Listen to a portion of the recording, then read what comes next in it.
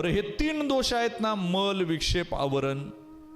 आता हे कळणं सुद्धा गरजेचं आहे. काहींना कळतच नाही. मल कशाला म्हणायचं, विक्षेप कशाला म्हणायचं, आवरण कशाला म्हणायचं. एक तर सासू अशी होती, नुसती सुनेला त्रास करायची आणि म्हणायची तुझ्या बापानं सगळं दिलं हुंड्यात पण बम दिला नाही. काय म्हणायची? रात्रंदिवस तिचं बम बम बम बम बॉम्बा बोंब चाललेली असायची. ते लेकरू वैतागलं, बापाकडे गेलं, म्हणजे बाबा तिच्या मड्यावर एकदा बम घाला, नाही तर माझ्या मैतीला तरी या. इतका सासूरवास. ते गेलं शहरात, बम घेऊन आला. बरं, सासूनं सांगितलं होतं 1 अन् 2 हंड्याचा जमायचा नाही, मला 5 हंड्याचा बम पाहिजे. बम आणला, सुनबाई घेऊन गेली. दुसऱ्या दिवशी झोप एका सासूला. ती रोज 5 वाजता उठणारी सासू आज 3 वाजताच उठली. बम आलाय ना, गावात कोणाकडं बम नाही पण माझ्याकडं बम आहे. सकाळी उठली आणि तिनं बमात पाणी भरायला सुरुवात केलं. 5 वाजेपर्यंत पाणी भरीत होती. गावातली सगळी लोक बहिर्दिशेला जात होती. पूर्वीची लोक बाहेर जायची प्रातर्विधीला, घरात खायची आणि बाहेर जायची. आता बाहेर खातात, घरात येतात. त्यांनी पाहिलं पाण्याचा ओघळ कुठून आला बुवा एवढा गावाच्या बाहेर. कुणाला पोरग झालं का लोक हेल घालतायत. बरं, एवढ्या लवकर हेल घालणारी अशी कोण आहे गावात? म्हणून ते लोक पाण्याच्या ओघळानं तिथपर्यंत गेले तर ही बम भरीत होती. तिला विचारलं, काकू काय करते? ती म्हणली, तुमचे डोळे फुटले का? बम भरते. म्हणली, गावात कोणाक बम नाही, असा बम आहे मायक.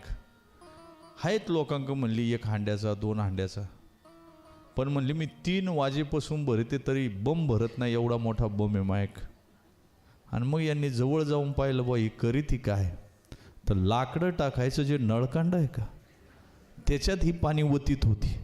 बघा, आता बम मिळाला पण हिला अक्कल नाही कुठून पाणी वतायचं. तसा देह मिळाला पण मल, विक्षेप, आवरण, दोष काढायची अक्कल नाही. त्याला सगुण भक्तीची प्राप्ती काय होईल मला सांग? त्याला होतच नसते. आणि म्हणून मल, विक्षेप, आवरण या 3ही दोषामुळे जीवाला ब्रह्माचा साक्षात्कार होत नाही. ब्रह्म निर्विकार शून्य. याच अभंगामध्ये सांगितलं ना, तुका म्हणे डोळा लेई जेते पण कसा, तर तो आमचं योगियाचे ब्रह्मशून्य.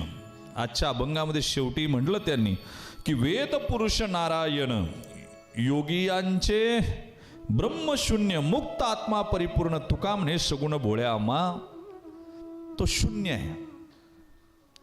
एके दाबियेले 10 पहा फाटा फुसोनी. मला सांगा, एकाच्या पुढे 0 ठेवला किती झाले? 10. त्याच्या पुढे 0 ठेवला किती झाले? 100. त्याच्या पुढे 0 ठेवला किती झाले? 1000. त्याच्या पुढे 0 ठेवला किती झाले? 10,000. त्याच्या पुढे अजून 0 ठेवला, चालले लाख, 10 लाख. आता 1 काढून घ्या बरं, काय राहिलं?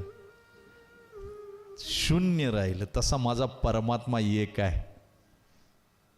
एकदा त्याला काढून घेतलं का काही राहत नाही.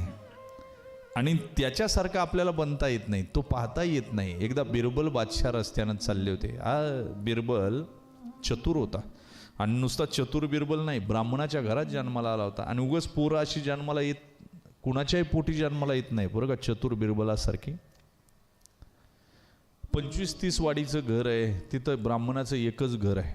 25-30 घर आहेत, त्यात ब्राह्मणाचं एक घर आहे. आणि ती ज्यावेळेस प्रसूतीला आलेली आहे ती बाई, आणि प्रसूतीला येत असताना पोरग काय बाहेर जन्माला येईना, वेदना तर तिला सहन होईना. आणि घरात एक नणंद आहे त्या बाईची बरं का, ब्राह्मणाच्या त्या बाईची नणंद आहे. ती बाहेर पडली, कोणाचा मदत मिळते का म्हणून बघायला. तर एक साधू एका झाडाखाली ध्यानस्थ बसला होता. त्या साधूकडे गेली, महाराज माझ्या वहिनीला त्रास होतोय, प्रसूतीच्या वेदना तिला सहन होत नाही, ती कधी प्रसूत होईल आणि मुलगा होईल का मुलगी होईल? त्या साधूनं सांगितलं तिला मुलगाच होईल, पण आता जर प्रसूत झाली तर तो गुलाम म्हणून जन्माला येईल. आणि अजून एक घटिकेनं जर पोरग जन्माला आलं तर ते राजाला सल्ला देणारं जन्माला येईल. आता ते लेकरू गेलं वहिनीकडं, म्हणली वहिनी साधू महाराज असं म्हटले की मुलगाच होईल, पण आता जर जन्माला आला तर तो गुलाम म्हणून जन्माला येईल.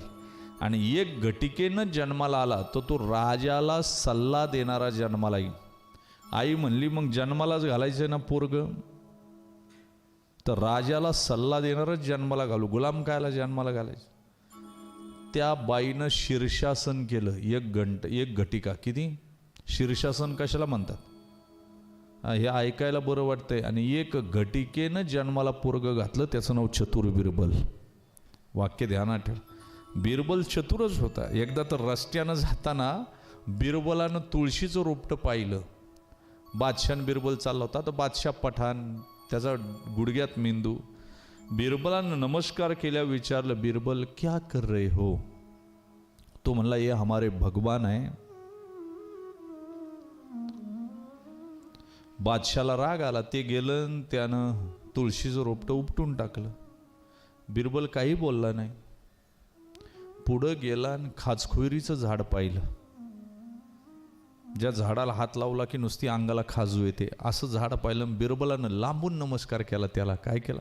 तुळशीला तरी जवळ जाऊन केला होता. त्या झाडाला लांबून नमस्कार केला. बादशाह म्हणला बिरबल ये क्या कर रहे हो? म्हणलं ये बडे भगवान आहे हमारे. त्या बादशाला काय अक्कल आहे, ते गेलं आणि त्या झाडाला हात लावला. अख्ख्या अंगाचा दहा आणि खाजव चालू झाली. ए बिरबल क्या हो गया? ए बिरबल ए क्या हो गया? बिरबल म्हणला महाराज बड़े छोटे भगवान ने बड़े भगवान को फोन कर दिया, तो क्या करना पड़ेगा बिरबल? छोटे भगवान के पास जाना पड़ेगा. जेव्हा गेलं, तुळशी वृंदावनाला नमस्कार करायला लावला आणि तुळशी वृंदावनातली माती अंगाला चोळली, तेव्हा त्याचा दाह थांबला. काय थांबला? बिरबल चतुर होता. एकदा तो बिरबलन बादशाह रस्त्यानं चालला होता आणि रामायण चाललं होतं. त्या बादशाला हुकी आली. ते म्हणले बिरबल हमारी भी ऐसी कुछ कथा बनाओ. बिरबल बोला हाँ महाराज बनाऊंगा, बेशक बनाऊंगा, उसमें क्या. पण बिरबल म्हणतो याला 1 वर्ष 1.5 वर्ष जाईल, तोपर्यंत मला सुट्टी पाहिजे. काय पाहिजे? देदी मंजूर. घेतली सुट्टी. ते म्हणले पण बादशाहजी माझं कुटुंब माझ्यावर अवलंबून आहे सगळं, तुम्ही सुट्टी द्याल पण ती पगारी पाहिजे मला. कशी पाहिजे? पगारी. 1 वर्षभर मस्त खालं पिलं झोपलं ते बिरबल. आणि 1 वर्षानं बादशाला आठवण आली, आता 1 वर्ष झालं आपली कथा तयार झाली असन. बादशाहनं बिरबल को बुलाव. बिरबल आला. हो गई तैयार कथा? हाँ जी हो गई तैयार. खाली थोडासा एक प्रॉब्लेम आहे, उधर अटका हो. थोडीशी अडचण आहे. म्हणले तिथं अडकलोय. काय म्हणले? म्हणले सीतेला रावणानं चोरून नेलं, तुमच्या बेगमला कोण चोरणार हे पहिलं बघावं लागेल, तेव्हा कथा पुढे जाईन. म्हणले काय झाले? ईश्वराला परिपूर्णता आहे आणि म्हणून 3 दोष निवृत्त झाले नाही तर देव कळत नाही. मल, विक्षेप आणि आवरण. वैदिक संप्रदायामध्ये अशी ग्रंथ संपदा आहे, खूप आहेत. वैदिक संप्रदायामध्ये कित्येक ग्रंथ आहेत जे परमात्म्याकडे जाण्याचे मार्ग तुम्हाला सुचवतात. पण त्यामध्ये अगदी मूलभूत स्थानी जर कोणते ग्रंथ असतील, देव कुठे शोधायचा असेल तर ते 4 वेद आहेत. कोणते? ऋग्वेद आहे, सामवेद आहे, यजुर्वेद आहे, अथर्ववेद आहे. हे 4 वेद आहेत. मूलभूत आहे, ते कणा आहे परमार्थाचा. बरं का? देव कुठे हे सांगतात. परत या वेदांचं सुद्धा नीट अध्ययन केलं की लक्षात येतं का याचे 3 कांड आहेत. कशाची? वेदाची. ही एवढं कायसाठी सांगतोय तुम्हाला? बाकी उपासनेपेक्षा आमची सगुण भक्ती किती उपासनेमध्ये भारी आहे एवढंच मला पटवून द्यायचंय. मग अभंगावरी अवघ्या दशा येण्याची साधती आणि मुख्य उपासना सगुण भक्ती इथं यायची आपल्याला. बरं का? देव कळण्यासाठी मूलभूत ग्रंथ जर कोणते बघावे लागतील तर ते वेद पाहावे लागतील. आणि 4 वेदाचं अध्ययन केलं की मग आपल्याला कळतं 3 कांड आहेत. त्याच्यामध्ये कर्मकांड आहे, उपासना कांड आहे आणि ज्ञानकांड आहे. आता ह्या वेदांना सुद्धा समजून घेण्यासाठी काही ग्रंथ तयार झालेत. वेद काही डायरेक्ट कळत नाही. वेद कळण्यासाठी सुद्धा काही ग्रंथ तयार झालेत आणि त्या ग्रंथांची निर्मिती झाली. त्याला वेदांग असं म्हटलं. काय म्हटलं? वेदांग. ती 6 आहेत. किती आहेत? 4 वेद. आणि वेद समजून घेण्यासाठी जी वेदांग तयार झाली त्या वेदांचे 3 कांड पाहिले. कर्मकांड, उपासनाकांड, ज्ञानकांड. आणि पुन्हा या वेदाला समजून घेण्यासाठी काही ग्रंथ तयार झाले. त्याला वेदांग म्हटलं. ते 6 आहेत. त्याच्यापैकी शिक्षा, कल्प, व्याकरण, छंद, ज्योतिष आणि निरुत्त असे 6 वेदांग तयार झाले. बरोबर. या वेदाचा जो उत्तर भाग आहे त्या उत्तर भागाला उपनिषद असं संबोधलं गेलं. पहा बरं, ईश्वर समजून घेताना हे जे ग्रंथ तयार झाले ते कसे झाले? हे काय आत्मचरित्र नाही, हे कुणी असे लिहिलेले नाहीत. मूळ स्रोत परमात्मा समजून घेण्याचा वेद आहे. वेद अध्ययन करता येत नाही, त्याची 3 कांड अभ्यासावी लागतात. ज्ञानकांड, उपासनाकांड, कर्मकांड. तेवढं झालं की मग त्याची वेदांग पाहावी लागतात. शिक्षा आहे, कल्प आहे, व्याकरण आहे, छंद, ज्योतिष आणि निरुत्त आहे. हे 6 वेदांग आहेत. मग वेदाचा जो उत्तर भाग आहे परत त्याच्याकडे पाहावं लागतं. त्याला उपनिषद असं म्हटलं जातं. आता हे जड आहे ऐकायला, पण ऐकण्याशिवाय पर्याय नाही. औषध कडू असेल पण गुणकारी असेल तर ऐकलं पाहिजे, श्रवण केलं पाहिजे, ते खाल्लं पाहिजे, त्याशिवाय रोग बरा होणार नाही ना. तसं सगुण भक्तीकडे जाताना अगोदर तुम्हाला हे समजूनच घ्यावं लागेल की बाकी उपासना कशा आहे. त्यावेळी तुलनात्मक तुम्हाला सगुण भक्ती कशी करायची हे कळेल. बरं का? वाक्य ध्यानात ठेवा. जी उपनिषद आहे ती विशेष करून 10 मानलेली आहे. तशी ती 108 आहेत. किती आहे? लौकिकदृष्ट्या पाहिली, जगामध्ये प्रचलित परिस्थिती जर पाहिली तर उपनिषद 108 आहेत. पण संत प्रमाण, वेद प्रमाण किंवा संतांनी ज्याचा पुरस्कार केला ती फक्त 10 आहेत. आणि त्या 10 उपनिषदांमधून पुन्हा तुम्हाला देव शोधावा लागतो, हे वैशिष्ट्य आहे. आणि म्हणून ते 10 उपनिषद, ईशोपनिषद आहे, केनोपनिषद आहे, कठोपनिषद आहे, छांदोग्य उपनिषद आहे, तैत्तिरीय उपनिषद आहे, ऐत्रिय उपनिषद आहे. अशी 10 उपनिषद आहेत. म्हणजे तुम्हाला कळालं का? ईश्वर शोधायला निघायचं तर बाकी वाटा किती गहन आहेत, किती अवघड आहे, किती कठीण आहे. म्हणून संतांनी सांगितलं आम्ही बाकी वाटा मोडल्या आणि राजमार्ग तयार केला. आम्ही मोडून या वाटा सूक्ष्म दुस्तर केला राज्यभार चालेचा, केला राज्यभार चाले ऐसा, केला राज्यभार चाले ऐसा. मोडून या वाटा सूक्ष्म दुस्तर केला राज्यभार चाले ऐसा, केला राज्यभार चाले ऐसा, केला राज्यभार चाले ऐसा. सगळ्या वाटा मोडल्या. आम्ही नवजव तया वाटा, नाचू पंढरी चोहटा. आम्ही कोणत्या वाटेनं जाणार नाहीत, कारण ही वाट दुस्तर आहे, खडतर आहे. सामान्य माणसाला शक्य आहे का हो? वारकरी संप्रदायासारखा दुसरा प्रगल्भ आणि उत्तुंग संप्रदाय नाही. वारकरी संप्रदायानं कधीच विचार केला नाही तुझ्या गळ्यात माळ आहे का नाही आहे. इथं बसायला आल्यापैकी कोणाला विचारलं तुमच्या गळ्यात माळ आहे का तर सोडतो. मंदिरातच येऊन भजन करा असं सांगितलं नाही. तुम्ही जिथे असाल तिथे करा. बरोबर. तुम्ही एका संताला माना असं सांगितलं नाही. जेवढे संत झाले त्यांचा आदर्श घेऊन पुढे चला. किती प्रगल्भ आहे. बरं आमचा पांडुरंग कधी म्हणला नाही एकादश धरली नाही मग तुझं नरडं दाबतो, आता तुला जिवंतच ठेवीत नाही. देवाचा अलिप्ततावाद आहे. देवानं कधी तुमच्या जीवनात इंटरफेअर केला नाही. संत सांगतात बाकी वाटा कठीण आहे. ग्रंथ अनेक जरी असेल, नालंदा तक्षशिला जी विद्यापीठं होती ही जाळून टाकली पूर्वीच्या काळात त्या लोकांनी. दगदगत राहिले. आपल्या लोकांना त्याचं ज्ञान नव्हतं, पण त्यातून फक्त वेद नारायण जे सनातन आहे ते 4 वेद वाचले. 4 वेदामध्ये 3 कांड, ज्ञानकांड, उपासनाकांड, कर्मकांड. तेवढं झाल्याच्या नंतर मग 10 अंग आहेत. 10 अंगानंतर 6 अंग आहेत आणि त्याच्यानंतर 10 उपनिषद आहेत जे संतांनी पुरस्कृत केले. उपरी दशोपनिषदे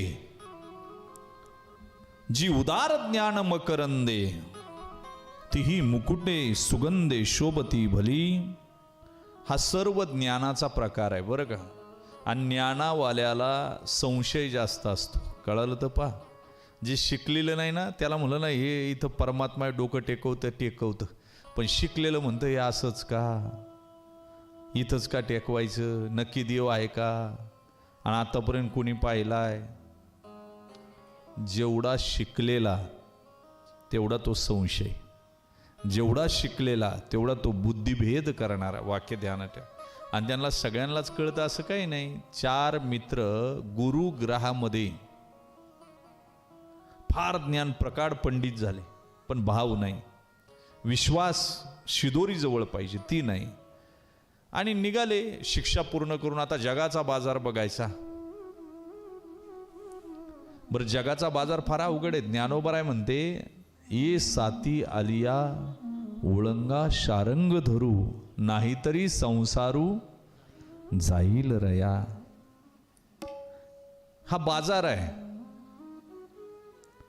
या बाजारामध्ये तुम्हाला टिकायचं असेल तर तुम्हाला ज्ञान नसलं तरी चालेल, पण तुमचा विश्वास आणि भाव पाहिजे. बरं ज्ञान आलं की अहंकार येतो. काय येतं? आमचे बाबा नेहमी म्हणायचे अहंकार काळ्या दगडासारखा आहे. मला काही कळत नाही हे मुरमासारखं आहे, कधीतरी फुटन, पण मला सगळं कळतं हा जो अहंकार आहे ना हा काळा पाषाण आहे. विद्या अल्पपरी गर्व शिरोमणी मजहुनी ज्ञानी कोण आहे, मजहुनी ज्ञानी कोण आहे, मजहुनी ज्ञानी कोण आहे. विद्याल्पपरी गर्व शिरोमणी मजहुनी ज्ञानी कोण आहे, मजहुनी ज्ञानी कोण आहे, मजहुनी ज्ञानी कोण आहे. विद्या शून्य असते पण शिरोमणी असतो गर्वाचा. कसा असतो? गर्वाचा शिरोमणी. आणि म्हणून ज्ञानाला अहंकार चिकटला की सगळं संपून जातं. म्हणून बिगर शिकलेला माणूस एक वेळेस परवडला. ज्याला ज्ञान नाही त्याचा भाव असतो. पहा ना, आळंदीला पंढरपूरला तुम्ही पहा, शिकलेली लोक कमी दिसतात, पण अशिक्षित लोक वारीमध्ये सगळ्यात जास्त आहे. आता शिकलेली यायला लागली. विद्यापीठाच्या वाऱ्या, हरितवारी, वेगळा युतही चांगला यायला लागला. पण तुम्हाला सांगू, पूर्वीच्या काळी परमार्थ टिकवला असेल तर तो अशिक्षितांनीच टिकवला आहे. काय टिकवला आहे? म्हणजे ज्यावेळी मी कॉलेजला होतो, वारीला जायचा, मी सुट्टी टाकायचा कॉलेजला. आमचे डिपार्टमेंटचे सर विचारायचे कुठं गेला होता, आपण म्हणायचं वारीला गेलो होतो. ते म्हणले काय रे टाळकुटे, तुम्ही वारीला जाऊन काय करता? म्हणलं काही नाही, चालता चालता ज्ञानेश्वरीचं पारायण केलं. ते म्हणले काय करणार पारायण करून? मी बघ परदेशात जाऊन ज्ञानेश्वरीवर प्रवचन देतो आणि तुम्ही काय करता? उन्हातानात वारीमध्ये ज्ञानेश्वरीची पारायण करीत फिरता. मी त्यांना म्हणलं सर, परदेशात जाऊन ज्ञानेश्वरीवर प्रवचन देण्यासाठी ज्ञानेश्वरी जर जिवंत कुणी ठेवली असेल, ज्ञानेश्वरी जर महत्त्व वाढवलं कुणी असेल तर ती वारकऱ्यांनी वाढवले. कुणी वाढवलं?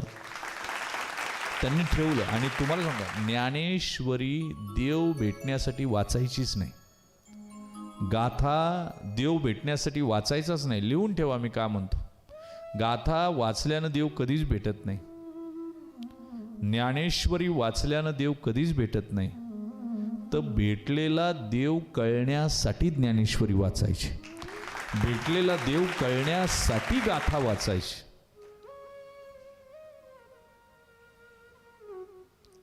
आणि त्याच्यासाठी तुम्हाला 3 दोष घालवावे लागतील. मनुष्याच्या अंतकरणामध्ये 3 दोष घालवण्यासाठी सुद्धा पहिला आहे मलदोष. मलदोष कशाला म्हणावं? अनंत जन्माची केलेली पाप. आपण काय आत्ताच जन्माला आलोय असं काही नाही. अनंत जन्म घेत घेत घेत आलो, प्रत्येक जन्मात पाप करत आलो. आणि प्रत्येक जन्मात केलेली पाप अंतकरणात मलदोष रूपानं राहतात. बरं का, जरी नवीन शरीर मिळालं, वस्त्र मिळालं नवीन. म्हणजे गीतेमध्ये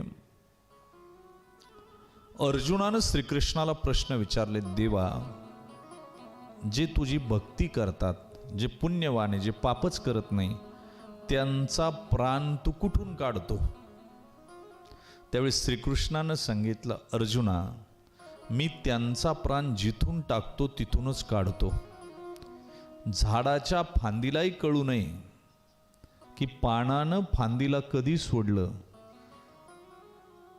आणि फांदीलाही कळू नये पानानं आपल्याला कधी सोडलं. इतक्या अलगद मी त्याला माझ्याजवळ घेतो. जुना दृष्टांत दिला ज्ञानोबरायाने.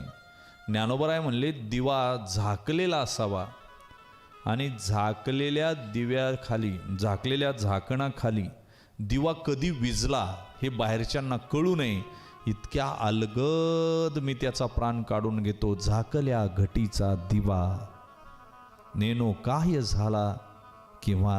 अरे त्यासारखा जो पांडवा देह ठेवतो तो माझा आहे, तो माझा आहे. मी त्याला म्हातारपणाचा वारा लागू देत नाही, कारण त्याला मलविक्षेप आवरणच राहिलेलं नाही. आत्मबोधाचा पांजिरा सुयेतयाते. काय ज्ञानोबराय बोलतात, जारापणाचा वारा लागू देत नाही. बाकी तर लांबची गोष्ट आहे, पण तुमचा विश्वास पाहिजे, श्रद्धा पाहिजे. दुसरा प्रश्न अर्जुनाने विचारला, देवा, हे जे भजन करतात पण मध्येच मरतात, ज्यांना तू भेटतच नाही, आशांचं काय होतं रे देवा? त्यावेळी कृष्ण म्हणतात, त्यांनी केलेलं भजन मी वाया जाऊ देत नाही. काय म्हणतात? त्यांनी केलेलं नामस्मरण मी वाया जाऊ देत नाही. त्यानं केलेली भक्ती मी वाया जाऊ देत नाही. मी त्याला अशा घरात जन्माला घालतो, सुचिनाम श्रीमंतांगे. हे मी कुठं घालतो? त्या बाळाला अशा घरात जन्माला घालतो का जे घर मंदिरासारखं पवित्र आहे. अशा घरात जन्माला घालतो. हरीचे दास कुठेही जन्म घेती नाही. पवित्र ते कुळ पावन तो देश, जेथे हरीचे दास जन्म घेती, जेथे हरीचे दास जन्म घेती. पवित्र ते कुळ पावन तो देश, जेथे हरीचे दास जन्म घेती, जेथे हरीचे दास जन्म घेती.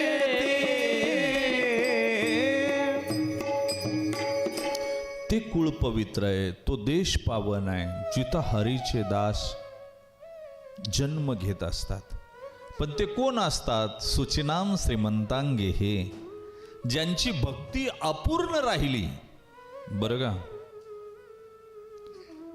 यांना जन्म चांगल्या घराण्यात, श्रीमंत घराण्यात. आता जे श्रीमंत घराण्यात लोक जन्माला येतात ती काय अशी येत नाही,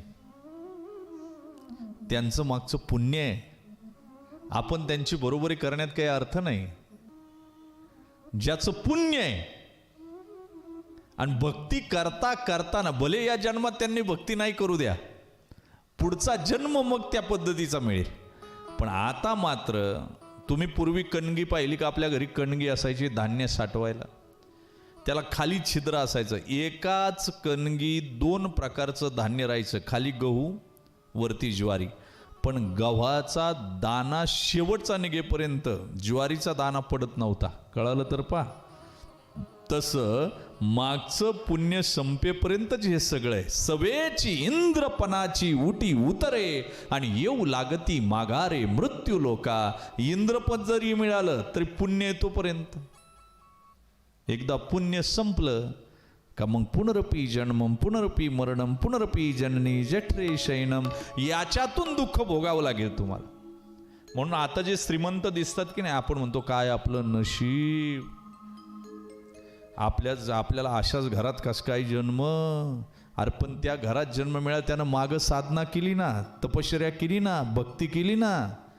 तुम्ही ते पाहत नाही. लोक उंचीला गेलेल्या माणसाचं फक्त पैसा पाहतात, उंचीला गेलेल्या माणसाची प्रॉपर्टी पाहतात, पण त्यानं केलेले कष्ट पाहत नाहीत. वाक्य ध्यानात ठेवा, त्याच्या मागे त्याचे कष्ट आहेत. तुम्ही आता तपश्चर्या करा, पुढचा जन्म चांगला. मग अर्जुनाला विचारलं, देवा यांचं कसं काय होतं? ते म्हणले, सुचिनाम श्रीमंतांगे हे, त्याची भक्ती मी वाया जाऊ देत नाही. एक माणूस दगड फोडीत होता आणि त्यानं 100 घाव घातले, घामानं डबडबलाय, ऊन मी म्हणताय, आणि ते लांबून एक जण पाहतोय का हे सारखंच घाणाचं घाव घालतंय. 100 घावाला दगड फुटला. आणि पाहणाऱ्यानं विचारलं, दादा किती घाव घातले? तो म्हणला 100 घातले. मग पाहणारा म्हणला, डायरेक्ट 100वा का नाही घातला? तो जो फोडणारा होता ना, तो म्हणला, दादा 99 घाव वाया गेले असं नाही, 99 घावानं दगड फुटण्याची तयारी केली, तेव्हा 100व्या घावाला दगड फुटला. काय झालं? तसं केलेली भक्ती वाया जात नाही तुमची, ती पुढच्या जन्मात कामाला येते. मग तिसरा प्रश्न अर्जुनानं विचारला, हा जो मल दोषासाठी, बरं का. तिसरा प्रश्न अर्जुना विचारला, देवा जे तुझं भजनच करत नाही, जे तुला स्मरत नाही, eating, fighting, shopping and sleeping, या 4 गोष्टीमध्ये जे रममान आहेत, यांची अवस्था काय होते देवाने? यांना जन्म कुठं? त्यावेळी देवानं सांगितलं, यांची अवस्था, यांना मी जन्म देतो पण वस्त्र बदलून देतो. काय देतो? वस्त्र. आत्मा तर निघणारच आहे. वासांसी जीर्णानी यथा व्याय नवानी गृह्णाती नरोपराणी तथा शरीराय व्याय जीर्णान्यान्नी शयांती नवानी देही. मी यांना देणारच आहे. यांना मी मृत्यूखाली रगडतो, मरताना दुःख देतो. आणि एवढंच नाही, यांचा जन्म मी करतो पण परत मनुष्य देहाचा वारा लागू देत नाही त्यांना मी जन्म अशा जागी घालतो की हे ज्या बाकीच्या योनी आहेत, बरं का, इथं जन्माला घालतो. म्हणून गाढव, कुत्रा, डुक्कर ही सुद्धा कधी काळी माणसंच होती. फक्त यांना मल दोषामुळं आवरता आलं नाही स्वतःला आणि त्या योनीत जाऊन पडली. मग तुकोबराय म्हणतात, खंती तेन धरा होणे गाढव कुतरा. जर तुम्हाला व्हावं लागलं तसं तर मग चिंता करू नका, कारण मलदोष जो आहे, अनंत जन्म तुम्ही घेत आलात, मला एवढंच सांगायचं होतं. आणि अनंत जन्म घेत असताना अनेक पापं केली, आपल्याला कळत नाही आपण कोणती कोणती पापं केली. त्या पापाचं प्रतिबिंब अंतकरण पटलावर शिल्लक आहे आणि वासनेच्या प्रज्वलनानं त्या पटलाशी संयोग होऊन मनुष्य परत पाप करायला सुरुवात करतो. बघा बरं का, याला मलदोष म्हणायचं. अनंत जन्मील केलेली पाप अंश रूपाने शिल्लकच आहे आणि परत ते प्रज्वलित झाली, त्यातलं एखादं पाप वरती येतं. बरं का, जरी जन्म बदललाय, वस्त्र बदललंय, अधिष्ठान बदललंय, तरी प्रज्वलता येते आणि प्रज्वलता आल्यानंतर ते पाप पिटून उठतं, तुम्हाला पाप करायला भाग पाडतं. वाक्य ध्यानात ठेवा बरं. आणि मनुष्य पुन्हा वासनेनं पापासाठी प्रवृत्त होतो. याला मलदोष म्हणावं. बरं, पाप भोगत असताना असंख्य पाप भोगली तरी मनाची कधी तृप्ती झाली नाही. मन म्हणतंय अजून नवीन काय. काय म्हणतंय? अजून नवीन काय. याचं नाव मन आहे. त्या अंतकरण वृत्तीमध्ये पाप साचलेलं जे असते, म्हणून मनुष्याची पाप वृत्ती ही कशी तयार होते, तर पाप वृत्ती ही वासनेच्या बीजात असते. कुठं असते? वासनेच्या बीजात. नाथ बाबाने सांगितलं ही गाई आहे आणि कशी ओढाळ आहे. ओढाळ गाई फार बेकार असते. बरं, तिच्या नादाला लागून सात्विक सुद्धा संपलेत. ढेकणाच्या संगे हिरा जो भंगला, कुसंगे नाडला साधू जैसा. मला सांगा, हिरा हिरा आहे. एकाला हिरा भेटला, त्यानं एक कपडा बांधला, त्याच्या आतमध्ये कपडा डबी, परत आतल्या कपाटात. त्याला म्हणलं कसं काय? तो म्हणला हिरा आहे हो, फक्त ढेकून याला भेटता कामा नाही. जर ढेकून भेटला का ढेकणाच्या संगे हिरा जो भंगला, सात्विकाच्या संगे ओढाळ नागवली. काय झालं बघा बरं, मलदोष कसा आहे. एका ब्राह्मण काकाची गाय आहे, सात्विक आहे बिचारी. ब्राह्मण काका जे शिदा आणतील त्याच्यावरच आपलं त्यांचंही चाललंय आणि गाईचंही चाललंय. पण एका शेतकऱ्याची गाई आहे, ती फार ओढाळ आहे. ती काय करायची, रोज दावं शिंगानं तोडायची आणि एका मळ्यात रोज चरायला जायची. तिनं मळा पाहून ठेवला होता. ती एक दिवस ब्राह्मण काकाच्या गाईला भेटली. कोणला? तिला म्हणली का ग तब्येतीने खराब झाली? ती म्हणली काय करू, माझ्याच मालकाला शिदा येतो तेव्हा तो जेवतो, मग मला देतो. ती म्हणली माझ्याबरोबर चलत जा ना, मालकाचा इशाराच करू नको, तुला अशी चरून आणते. म्हणली मालकाची गरजच पडायची नाही, फक्त उद्या संध्याकाळी अंधार पडला का शिंगानं दावं तोडायचं आणि मायाबरोबर चालायचं. म्हणले झालो. दुसऱ्या दिवशी सूर्य मावळला, हिनं शिंगानं दावं तोडलं आणि ब्राह्मणाच्या गाईच्या समोर जाऊन उभी राहिली. तिनंही पाहिलं, मैत्रीण आली, तिनंही दावत तोडलं. बा तेवढी डिरिंग केली आणि दोघी जणी निघाल्या. बरं, हिनं प्लॉट पाहूनच ठेवला होता चांगल्या घासाचा. आणि ते शेतकरीलाही टेन्शनमध्ये होतं. तो म्हणला 15 दिवस झाले कोणतं जनावर येऊन चरून जातंय, मला सापडत नाही. म्हणला आज दबा धरून बसतो. त्यानं असं दांडकच काढून बसलो होतं, लपून बसलो होतं. आता शेतकऱ्याच्या गाईला सवय, तिनं शिंगानं कुंपण तोडला, आतमध्ये गेली, चारा खाला. आता ही बी गेली, ही नवीनच होती, पहिलाच दिवस हिचा, सात्विक. आणि तेवढ्यात तो मालक उठला, दांडकं घेऊन पळत आला. शेतकऱ्याची गाई हुशार ओढाळ होती, तिनं उडी मारली, निघून गेली. सापडली कोण? अशी हाणली, अशी मारली. ओढाळाच्या संगे सात्विक नागवली. उलट झालं आपलं. ओढाळ गाई बरोबर सात्विक गाईला मार खाव वाटला. हा संगतीचा परिणाम आहे. वाक्य ध्यानात ठेवा. हे विष्टेला तिचा सुगंध आहे काय? हा म्हणता खुशाल. विष्टेला तिचा दुर्गंध आहे. तुम्ही जर टॉयलेटमध्ये गेलात, पाहत सुद्धा नाही, फ्लश करतो माणूस, निघून येतो. आणि कस्तुरीला प्रचंड सुगंध आहे. पण काही काळ कस्तुरी आणि विष्ठा जर एकत्र बांधली तर विष्ठा दुर्गंध कस्तुरीला येत नाही, कस्तुरीचा सुगंध विष्ठेला लागतो. काय लागतो? संगतीचा परिणाम आहे. चंदनाच्या झाडाच्या जवळ कोणतंही झाड न्या, तुका म्हणे गुण चंदनाचे अंगी, तैसे हे जगी संत जन, अवतार तुम्हा धराया कारण, उधाराया जन जड जीवा. तसं तुम्ही संगत कुणाची करता? मला सांगा, पावसाचा थेंब आहे, तव्यावर पडला वाफ होऊन जाते. तोच पावसाचा थेंब एका विशिष्ट नक्षत्रात जर सापाच्या मुखात पडला तर प्युअर विष बनतं.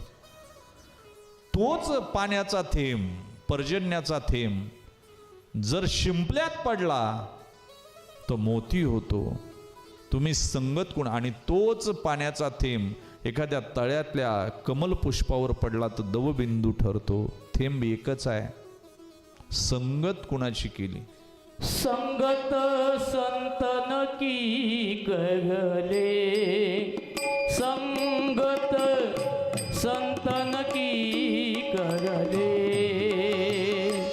संगत संतन की करले, संगत संतन की करले, जन्म का सार्थक कछु करले, जन्म का सार्थक कछु करले, संगत संतन की करले, संगत संतन की करले, संगत संतन की करले, संगत संतन की करले.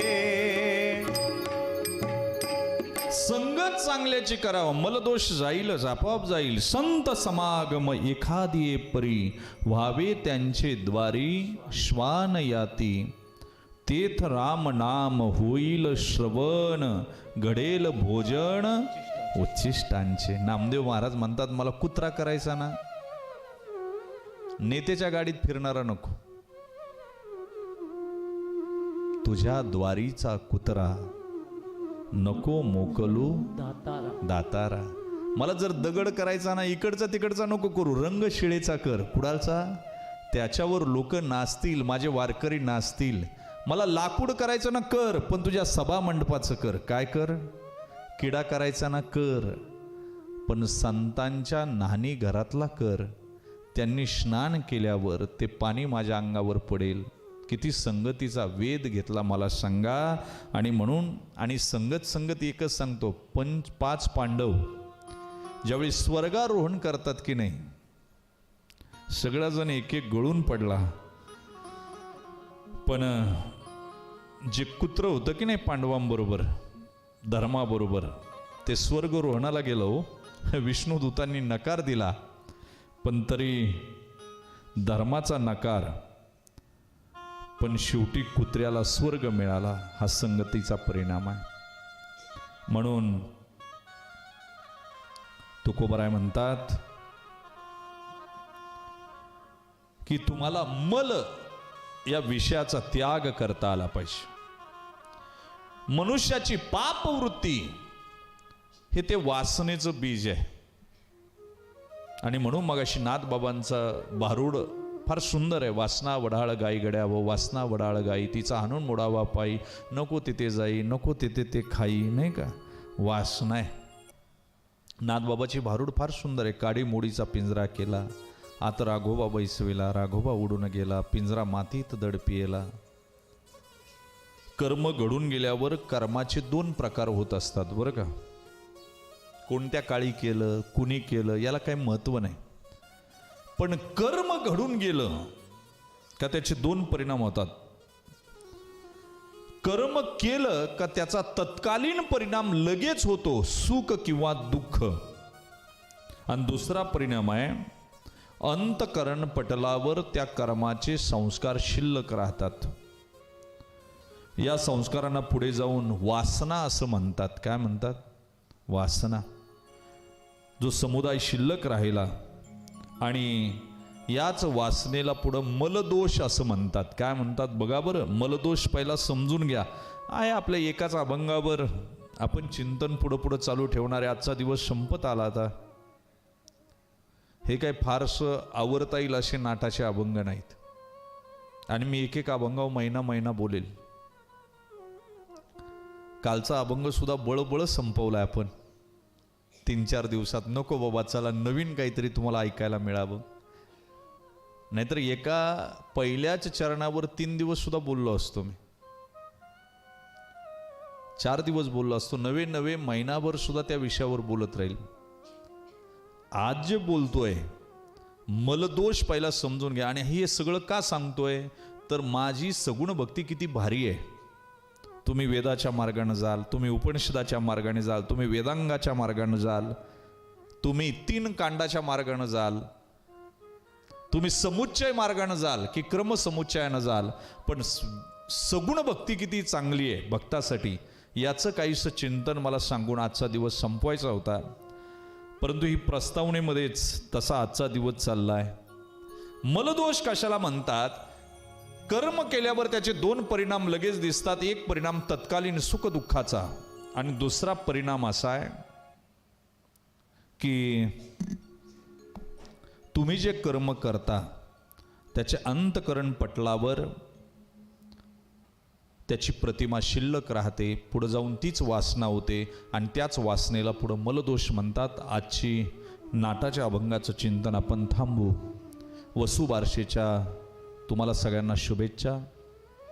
गोधनाची पूजा, जिच्या खुरामध्ये लक्ष्मीचा वास आहे, जिच्या योनीमध्ये धन्वंतरी देवता आहे, जिच्या कंठामध्ये नीलकंठेश्वर भगवान आहे, अशा गोमय्याची पूजा करून तुम्हाला नाटाच्या अभंगातून सगुण भक्तीकडे जाता यावं एवढीच अभिलाषा व्यक्त करून आजच्या दिवसाच्या वाणीला पूर्णविराम देतो. पुंडलिक वरदे हरी विठ्ठल श्री ज्ञानदेव तुकाराम पंढरीनाथ भगवान की जय. मौली ज्ञानेश्वर महाराज की जय. श्रीमंत जगद्गुरु तुकाराम महाराज की जय. सद्गुरु जोग महाराज की जय. काल भैरवनाथ महाराज की जय.